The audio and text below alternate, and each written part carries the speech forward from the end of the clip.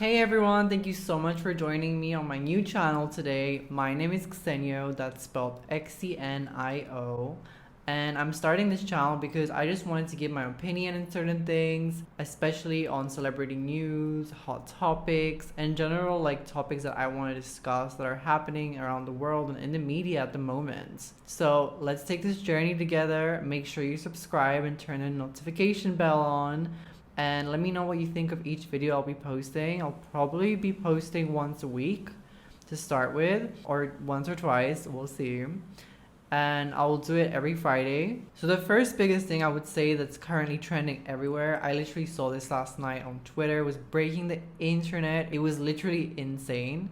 I think it was the number one trending hashtag worldwide, and it was just the word Donda, or should I say the name Donda. And I've heard of this before, but I was like, I need a little reminder of what that is. And then it all clicked. I was like, okay, we're talking about Kanye's mother. So a little history on Kanye's mom, if you guys are, not a fan of him or just don't know much about it. So Kanye's mother recently passed away a few years ago due to complications in plastic surgery. So since then, it affected him mentally, as it would anyone. And the reason she quoted that she did these surgeries was that her son was starting to be in the limelight, being a celebrity, being a respected artist. So she just wanted to look good when, she was out with him, and she finally had the money to take care of her body.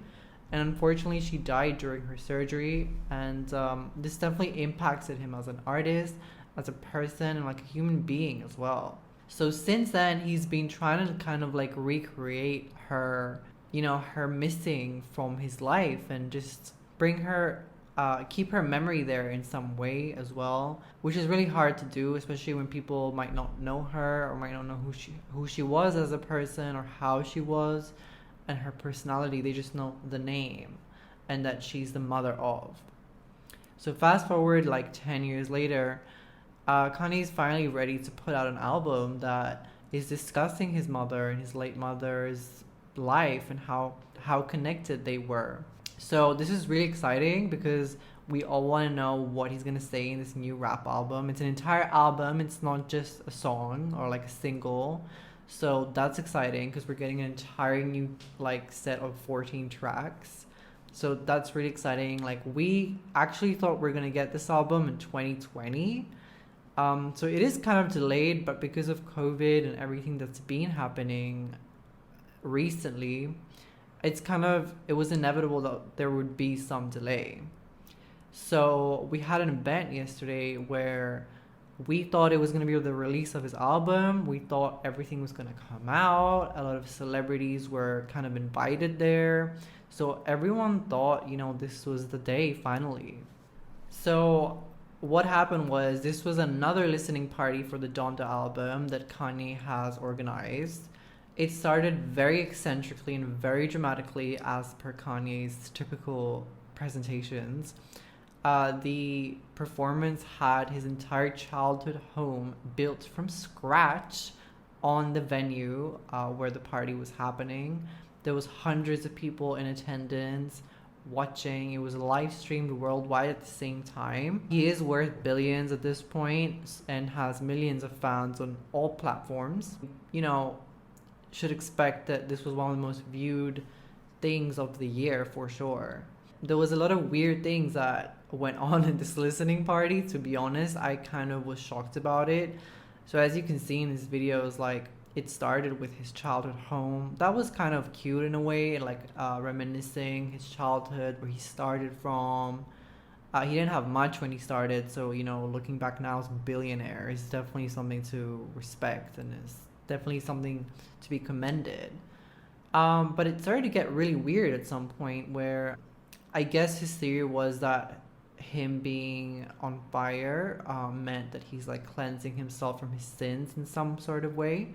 But to backtrack a little on that, so when he was at his childhood home, what people were shocked about is that Marilyn Manson and DaBaby were standing outside his little, home where he grew up on, and just looking at the audience. They didn't say anything, they didn't do anything, but they were just there. So, Kanye is always being super smart about using controversy to work for his favor, in terms of getting attention and kind of providing a message. And I'm all for using controversy for your own benefit, but I just feel like at the moment, the allegations and the things that are going on with the baby and Marilyn Manson, although the streets have been talking about Marilyn Manson for before I was born, that's for sure.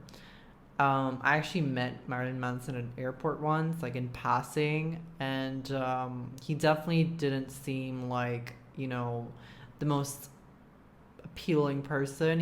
He was. I remember being kind of like weirded out seeing him because of the heavy makeup and like the dark eyeliner and all of that. But no one really knew what he was doing behind closed doors. No one really does. So now that a few women have spoken out about him, and a lot of people have spoken out about the baby and his like, allegedly homophobic behaviors. It was kind of strange to me having those specific people there. There's a lot of controversy going around, but I just didn't get why he would choose those people. I feel like he kind of gets excited. I'm talking about Kanye now. He gets excited when he's around people that are being like, talked about extremely negatively, because let's be honest, you get more attention when you do something bad than good. That's just a sad fact of our society. So fast forward a little bit in the listening party, we see Kanye coming out literally on fire. So he was wearing like a Yeezy outfit. Yay, Yeezy. Anyways, and he was like wearing this kind of mask on top of his. He was kind of masked everywhere, if I'm saying that right. And he was basically covered head to toe. And next thing you know, he lights himself on fire and literally burns for like a good few minutes. So it was kind of weird.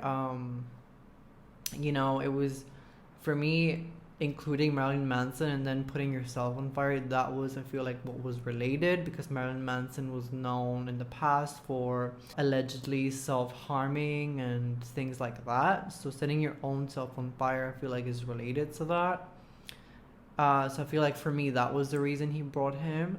Also, I feel like at some point he was extinguished, like they extinguished the fire and they stopped it. So I feel like for me, first of all, I'm all about grabbing attention and whatever, marketing yourself and just getting people talking. At the end of the day, Kanye wouldn't be where he is now without people.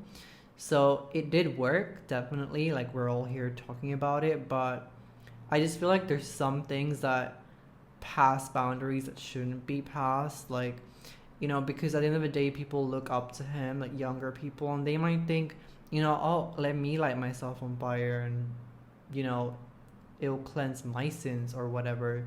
And next thing you know, you'll see kids lighting themselves on fire, which is definitely something we don't want. So I feel like maybe it's fine if he wants to do that in his performance, but I feel like there should have been like a post interview where he's like, guys, like, I do this, I'm a professional, you know what I mean, instead of just putting this vague message of fire, burning, extinguish, like, because let's be real, if you light yourself on fire at home, you probably won't have time to extinguish it, you'll be dead. So after the fire was extinguished and his sins were cleared and it was like a new start of Kanye's life, it got to a point where it became a wedding ceremony, which had everyone go crazy. This was buzzing on Twitter. It was literally insane, guys. Like, it was crazy.